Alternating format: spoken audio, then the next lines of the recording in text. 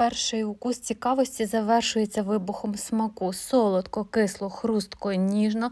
Саме так смакує пляцок пані Валевська. Ходімо, приготуємо.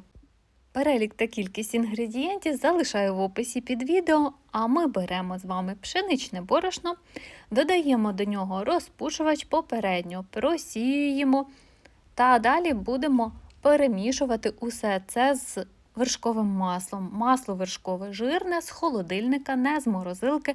Нам не потрібно докладати зайвих зусиль для того, щоб його натерти.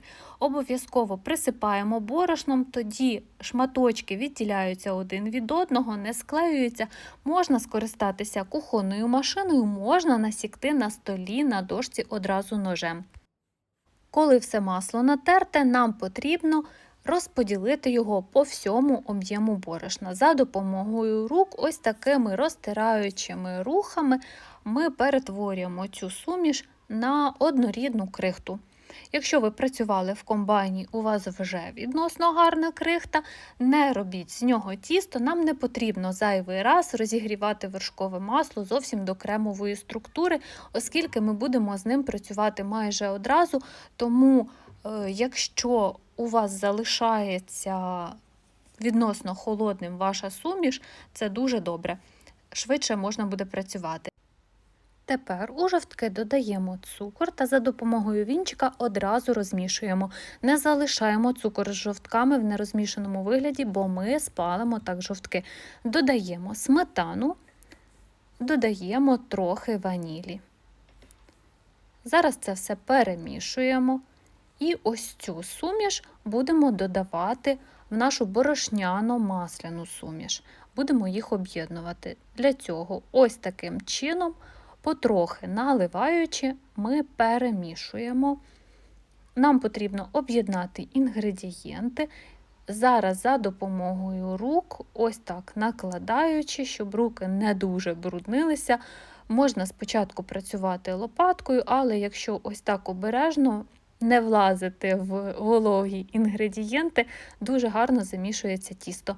Нам потрібно тісто об'єднати в одну грудку. Дуже довго вимішувати не потрібно. Як тільки бачимо, що у нас утворилася грудка, ми можемо працювати з цим тістом. Далі його розкачувати. Ось саме тому я казала, не потрібно дуже сильно гріти масло. Якщо бачите, що у вас грудка доволі м'яка, що ви перегріли, залиште її на деякий час в холодильнику, попередньо накривши плівкою. Зараз ми з пергаменту формуємо ось такий прямокутник та будемо розкачувати наше тісто. Для того, щоб зручніше було розкачувати, я за допомогою рук ось так розтягую тісто в трохи тонший млинець, для того, щоб одразу можна було працювати качалкою. Як бачите, до качалки тісто не прилипає, тобто воно не тепле, додаткового борошна не потрібно. Щоб був гарний правильний прямокутник, ми будемо далі розкачувати вже в конверті, який ми зробили з пергаменту. Періодично можна піднімати, перевертати, від'єднувати пергамент від самого тіста. Воно дуже легко від'єднується, нічого не залишається. Якщо утворюються великі складочки, вони будуть вам перерізати тісто, тому обов'язково від'єднайте пергамент від тіста, розправте, і у вас утвориться дуже гарний правильний прямокутник. Якщо ви бачите, що тісто м'яке, трохи липке, але ви бачите, що з ним можна працювати, можна за допомогою качалки в пергаменті розтягувати його, але потім обов'язково перед випіканням потрібно його буде покласти в холодильник та вистудити. Ось таким чином виглядає вже розтягнутий, розкачаний прямокутник. Ми його розгортаємо та перекладаємо на деко, у якому будемо випікати. Розмір прямокутника відповідає звичайному деку, звичайній стандартній духовці. В мене більше деко, тому ось таким чином ви бачите, що в мене ще залишається вільне місце. Намащуємо смородиновим варенням.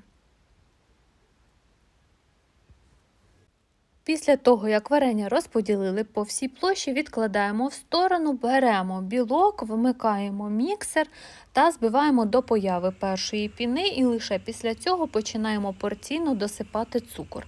Цукор бажано брати дрібнокристалічний, оскільки нам потрібно, щоб він повністю розчинився в білку. Якщо такого цукру немає, ми беремо звичайний цукор, але лише половину від потрібної ваги. Досипаємо його в білок на початку збивання. Коли він розчиняється, решту половини ваги ми замінюємо на цукрову пудру, яку додаємо вже після того, як цукор повністю розчинився. Це така порада, вона гарно працює, в нас не руйнується ось ця об'ємна структура, яка утворюється за допомогою збивання білка та цукру. Цукрова пудра дає трохи іншу сітку, в даному випадку нам потрібен цукор для об'єму. Додаємо крохмаль, це буде завершальний етап приготування меренги. Ми його легко вмішуємо в наші білки, довго місити не потрібно, лише тільки об'єднали, припиняємо збивати та будемо доформовувати наш корж та готувати його до випікання.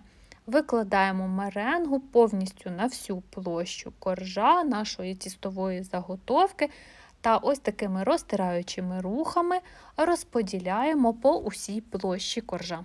Для того, щоб наш пляцок виглядав більш охайно, зарівнюємо його гладенько за допомогою великої лінійки або шпателя. Зверху присипаємо горіхами, це можуть бути мигдалеві пластівці, може бути волоський горіх, і відправляємо в духовку. Тим часом приготуємо основу для нашого крему. Це, власне, заварний крем. Для цього ми молоко вилили в кастрюлю або в ковшик, ставимо на вогонь, паралельно яйця збиваємо з цукром. Нам потрібно об'єднати їх. Після того, як ми почали збивати яйця з цукром, суміш робиться більш рідка, і ми можемо додавати борошно, ваніль, гарненько перемішувати їх між собою. Коли бачимо, що суміш вмішалася, немає грудочок, однорідна, ми можемо відкласти її в сторону та зачекати, поки не закипить молоко. Коли молоко ось так кипить, ми до нашої суміші доливаємо невелику кількість молока. Гарно розмішуємо та доливаємо майже все молоко. Можна виливати і все. Тепер усю цю суміш відправляємо в кастрюлю, в якій нагрівали молоко, та на повільному вогні доводимо її до кипіння, постійно помішуючи. Коли крем починає заварюватися, з'являються такі, здається, ніби грудочки, проте не хвилюйтеся, це нормально.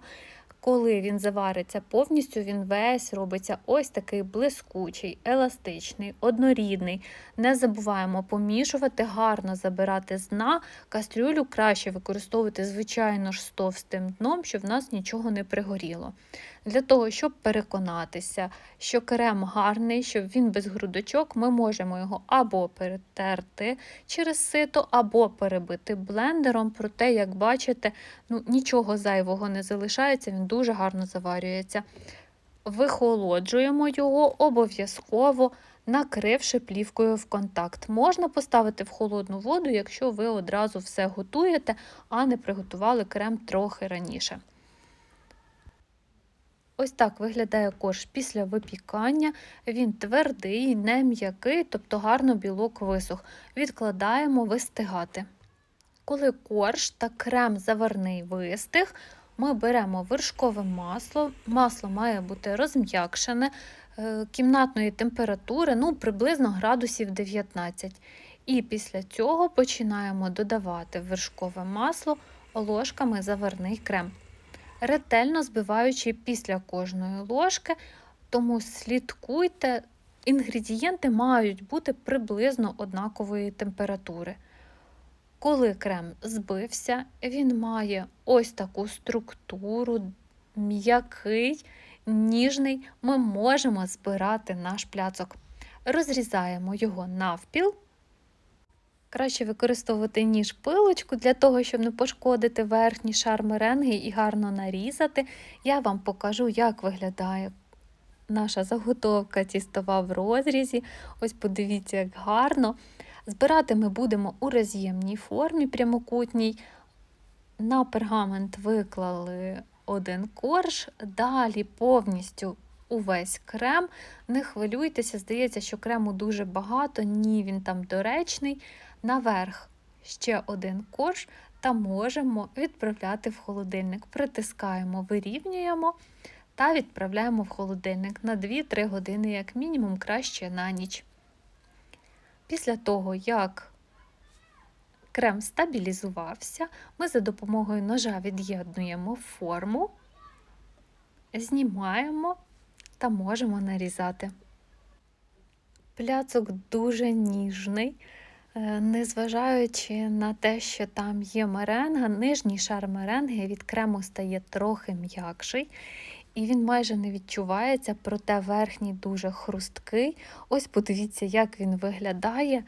Це справді дуже смачно. Здається, що буде солодко. Ні, кислинка зі смородинового варення, вона дає такий класний акцент, який ні з чим не порівняти. Скуштуйте, приготуйте, смачного вам!